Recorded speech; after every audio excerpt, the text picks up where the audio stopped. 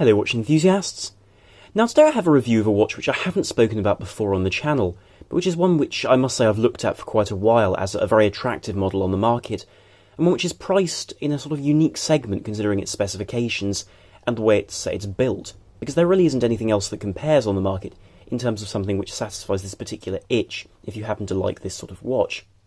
And this is the Panerai reference PAM00424, which is to say the modern equivalent for the older California dial models produced by Panerai.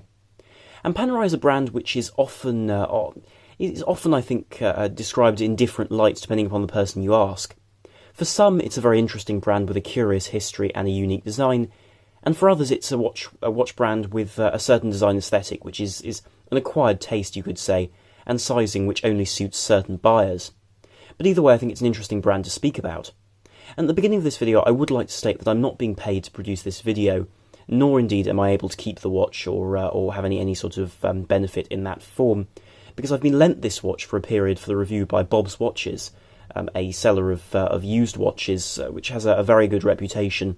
and has a very wide range of pieces. And they've been doing this with a number of channels in the past, and I think this is rather a nice service to be able to borrow a watch from a seller of watches with a big name, to be able to show it on the channel and speak about it with a slightly more free aspect than if you were to, for example, go to a dealership and look at the watch there. And so this is a watch which takes the form of the 1936 watches produced by Panerai. And in fact, this watch harks back to the days when Rolex produced the movements for Panerai, and Panerai was, to all intents and purposes, their Italian dealership in Florence. And they produced these rather extraordinary cases for divers in the period throughout the Second World War as well.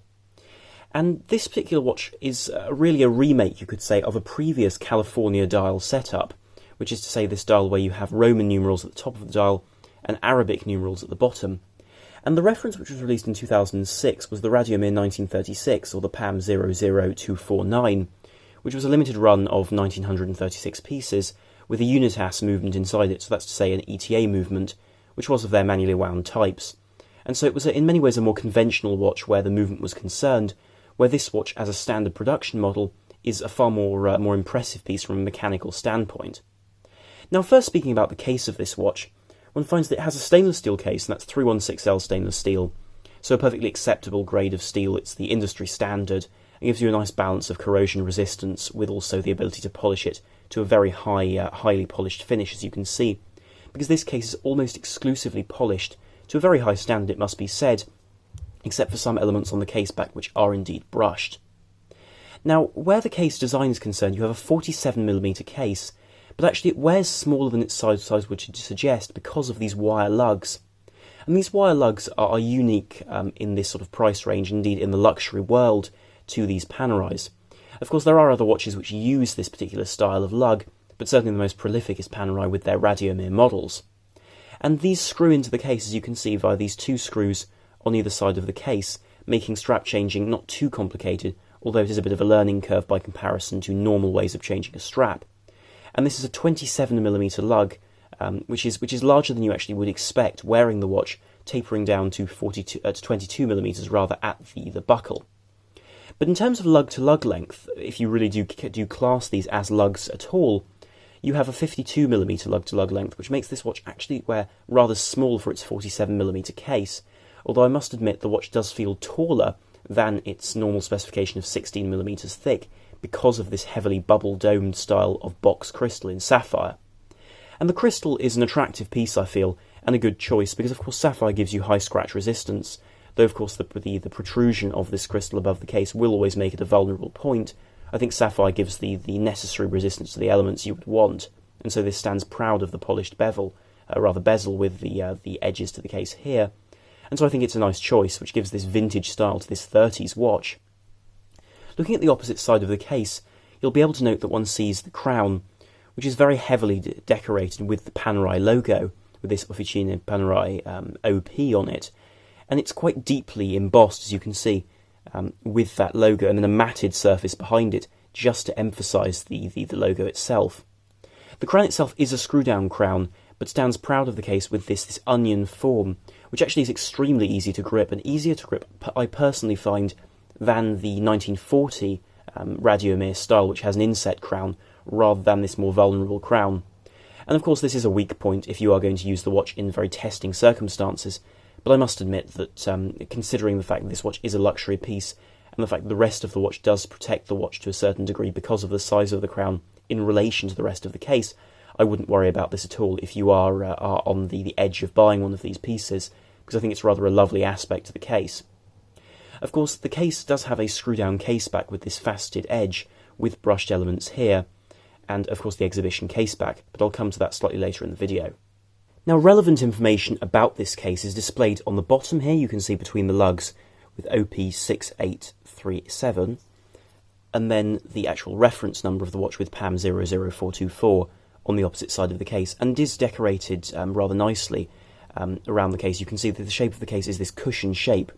but it is this much softer cushion shape than you see in other Radiomirs, and also, for example, the Luminor range, because you have this soft contour, which I think looks absolutely wonderful.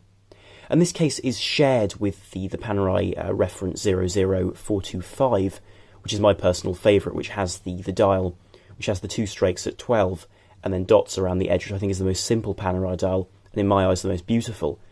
But the case of this watch is shared with that, and I think it's all the better for it, because it's a really wonderful case, with 100 metre water resistance thanks to that screw-down crown, and the general size of the case, which is really perfectly appropriate considering that is equivalent to the size of the original watch. Now, looking at the dial of this watch, which I think is of course the centre of attention on this timepiece, one sees a matte black base with a lot of advantages in terms of its scale, in terms of the quality of the dial, and a couple of drawbacks I find for this 2012 reference. Because this piece was released in 2012, 6 or so years after the original remake of the California dial, and it came originally with the date. Now, in subsequent years, they did add a no-date version to the range, and in fact have, as I understand it, now removed the date model from the range altogether, so now you can just get the no-date equivalent. And collectability is pretty much equivalent for both, and really does remain a matter of preference. But the dial itself is immense, as you can see, and does resemble something off a pocket watch rather than off a wristwatch, which I think is wonderful. And so it has this matte black surface, but an appearance which is very refined, with these golden hands which are finished beautifully. And whilst perhaps not the sharpest on their rims and their edges, they are perfectly equivalent with something from Rolex, for example. And in fact, in some areas, if you look at the very edge of the hands, if I can just get that into focus, they are in fact better finished, I've noticed, than some Rolexes at the same price. So in terms of quality, there really is nothing to fear here. They really have done a good job, with everything down to the cap over the centre of those hands in the centre of the dial, and the fact that the minute hand is twisted downwards at its tip, just to allow you to read the watch slightly more clearly. Now, you do see luminescence on the hands, with the luminescent plot broken in half for the hour hand, whilst the minute hand is a single plot, which gives you fantastic legibility in the dark, but of course I will show you that in a loom shot. The dial does have this railway-style track around the edge of the dial, and of course there are no seconds on this watch. Normally Panerai seconds are placed at the 9 o'clock position, but on this watch they chose not to have these, and I must say I rather like that. Although I must admit, bearing in mind there is the date on this dial, for some I think that it would have made sense to include the seconds, bearing in mind they already have added extra clutter to the dial itself. Now, the surface of this dial is finished in the general style of a sandwich dial. So you have an upper layer to the dial, which gives you this black surface, and then sunken down below it on a separate plate, you can see the markers, which are painted in superluminova. And whilst these glow fantastically in the dark, the depth of this is not quite the same as I've seen from older Panerais, as well as other sandwich dial watches, because there isn't that large division between the height of the underplate under the dial and the matte black surface. So for those who like real depth dials, this might not provide you with what you might expect, but still the quality is superb, and I wouldn't shy away from this watch for that reason. Then we have the Officine Panerai logo at 6 o'clock, and no signature with Panerai or Radiomir, which I think is an attractive aspect, since the originals didn't have this. Of course, the date is placed at this 3 o'clock position, and many people like this, whilst others don't. And for me, I think it's something which is functional and useful, and I think a lot of people who buy this watch will find that very helpful on a daily basis, and I can certainly understand that, because whilst we all talk about how all brands should produce no-date watches, in reality, a lot of us miss them once we start wearing no-date watches, so I think it's a nice choice to have this in the range, in terms of an option to buy. Now, of course, The execution of the date is something which adds a lot to the dial and also I think subtracts a bit. Of course, they finished the date in the same coloration as one sees from the markers and the loom across the dial in general. However, I do think they perhaps ought to have beveled the date window slightly more carefully and given it slightly more of a careful treatment, because it does seem as though something has been imposed to this dial after being designed, which I suppose is true, but still, when you see dials such as those on Zodiacs or the Dorenzo I bought recently having a more carefully conceived date window, I think Panerai were wise to perhaps reconsider the placement of the date on this watch, especially since this is a watch really for purists. But an aspect of this watch which is, I think, unsung in terms of being truly beautiful is the movement. And of course this is visible through the case back and really is a thing of beauty. It gives you a heck of a lot for the list price of this watch, which is £6,800. Although, of course, on the used market you can have these for a little bit less. It is still worth noting this is a unique movement on the market, because very few other brands are willing to go down the route of a large size. This is a 16.5 line movement, which is manually wound. A lot of brands do shy away from manually wound calibers. As you can see, though, there is Officina Panerai Brevetato, which was the brevet, you could say, for the patenting of the technology within this watch with regards to water resistance, which is something traditional for the brand. And one saw this on the bezel of some models in the past. But the movement inside this is the in-house caliber P3000. And I'm not someone who believes that in-house movements are the be-all and end-all of a watch. I think if you have a very well-made ETA movement, for instance, you can really do a lot with that and emphasise other parts of a watch. But when a brand is able to produce a movement of this sort, I really do think that they've done a fantastic job. Because this is the P3000, and it's a 72-hour movement with two spring barrels placed, as you can see, in these two positions, which give you a 3-day power reserve, which is fantastic, because it doesn't have quite the same length, it must be said, as the 8-day power reserve movements produced by the brand, but I think it's a more beautiful movement, and I'm willing to take that trade-off, since 72 hours between each manual wind is perfectly acceptable. The movement itself is beautifully finished and grained across its surface with these bevels on the edges. And whilst, as I understand it, these are machine done, they're still done to a very high standard and beyond anything I've seen at this price range with this particular execution. None of the screws are burred at all, and the general assembly is really quite beautiful. The movement does beat at a lower beat rate to what you would normally expect of 3 Hz, that's 21,600 vibrations per hour, but that's still the same as you would get from the older movements used by Panerai, such as those ETA movements used. So I don't see this as a drawback, especially since you don't have a central second hand at all. The movement so far I've seen is extremely accurate. It uses a glycodur balance, as well as the help of Inca block to protect it from shocks. But one aspect which I think is highly under-discussed about this movement is the function of the hour hand. Now, if you're moving between time zones, of course, normally one would have to stop the watch and use the hands in the conventional way to reset the time. But not here, because rather than having a quick set date, if you move the crown to the first position, and this isn't a hacking movement, but again, that doesn't really matter with no second hand, you can then jump the hour hand backwards and forwards by an hour. And I'll show you by jumping to the next date, it will actually move backwards as well. So if you happen to take a flight and move backwards through a time zone, you are actually able to jump the date backwards, which I think is a really very, very neat choice and a really clever way of going about the concept of using an in-house movement to provide something which you simply wouldn't get from another movement or another brand. And here is the watch in the dark, and as you can see, it really is fantastically legible. And I think the best way to describe this watch is indeed the way that the IWC Big Pilot has been described, as a piece you can simply put down on your bedside table and use as a clock.